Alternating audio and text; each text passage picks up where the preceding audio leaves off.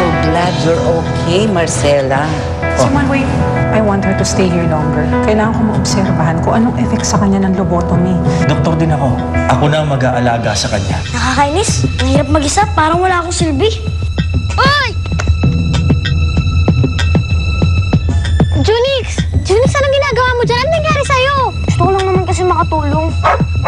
May gustong sabihin yung tatay niyo. Wala naman po si Ate Joanna eh. Hindi rin po namin kayo maintindihan. Nasa ba si Joanna? Hindi ako maintindihan ng mga bata. Calvin, hindi ako dapat nandito. Dapat hindi ko iniwan yung mga bata eh. Hindi mo pwedeng gawin sa akin to, Joanna. It's unfair. Sorry, Calvin. Joanna! Yung problema kay Junix kanina, hindi ko siya makausap dahil wala ka. Sorry po. Kasama ko lang po si Calvin kanina. Kamusta po si Junix? Okay lang po ba siya? Okay lang siya. Pero huli na, natutulog na siya, hindi ko rin siya makakausap. Huwag ka na mag-emote dyan. Pwede ka na sumama dun sa boylet mo. Hindi na mangyayari yun kasi galit pa rin yata yun sa akin eh. Hindi pa rin kasi ako tinatawagan. Hindi lang naman ikaw ang magiging malungkot ngayong New Year eh. Parang tayong lahat.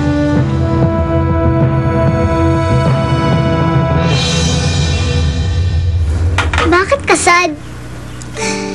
Eh kasi New Year's Eve na. Akala ko makikita ko na si nanay. Pero hindi.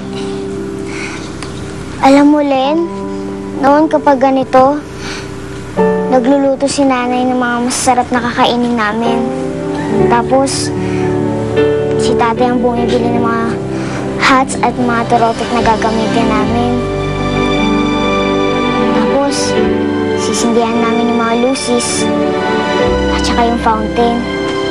Pero wala lang lahat ng mga yun. Parang ito na yung magiging pinakmalungkot na bagong taon ko.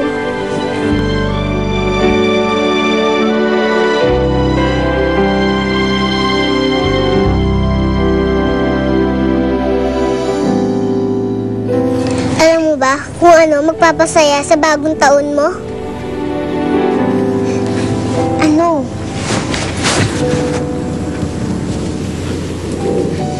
Tama! Tara sabihin natin sa kanila. Huwag mong sabihin. I-surprise na lang natin sila para mas masaya. Mag-iwan na lang ako ng note para hindi sila mag-alala. Sige.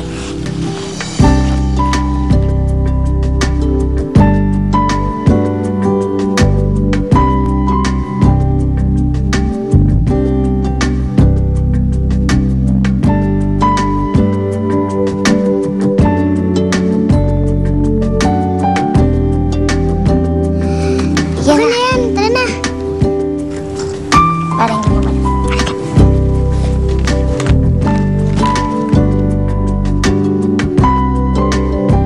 Tingnan mo, sasayin na ang New Year natin dito. Oo!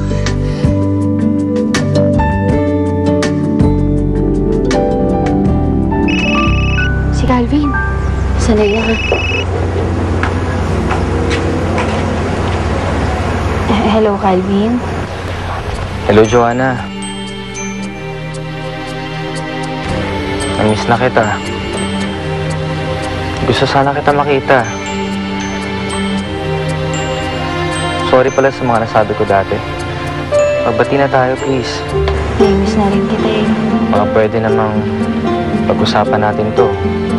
Ayoko magbagong taon na magkagalit tayo. Oo, sige. Pupuntahan kita, ha?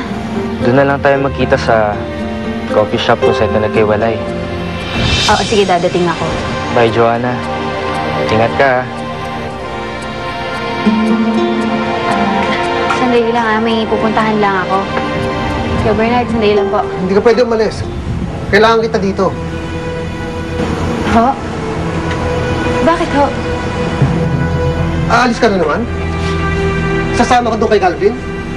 E paano kung gusto ko kausapin ng mga anak ko? Paano ko sila makakausap? Hindi ka pwede umalis. Teka lang. Ano yung sabihin? Hindi ko na pwedeng gawin ang gusto ko dahil sa inyo? Ano gusto mo gawin ko?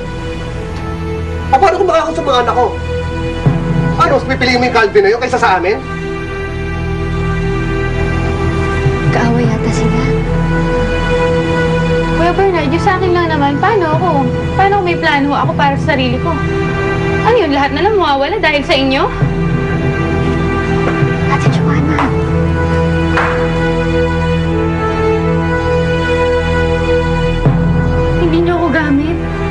din ho ako. Joanna, huwag mo ako talikuran. Ano, alis ka? Sasama ka doon sa Calvin na yon? Kuya Bern, hindi naman ho ako aalis para sa akin eh. Aalis ho ako para sa sarili ko. Hindi ho para kay Calvin. Ngayon ko na lang ulit naramdaman na may nagmahal sa akin ng ganito. Ngayon ko lang naramdaman na mahalaga ako sa isang tao. Na importante ako sa kanya. Alam niyo nung masakit doon, mas pinili ko kayo eh. Mas pinili ko tong pamilya na to. Pero ngayon ako naman ang pinipili ni Calvin. Ano ba naman yung ibalik ko yun sa kanya?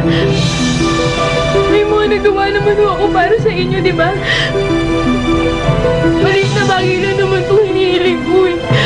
Huwag niyo ako susumbatan.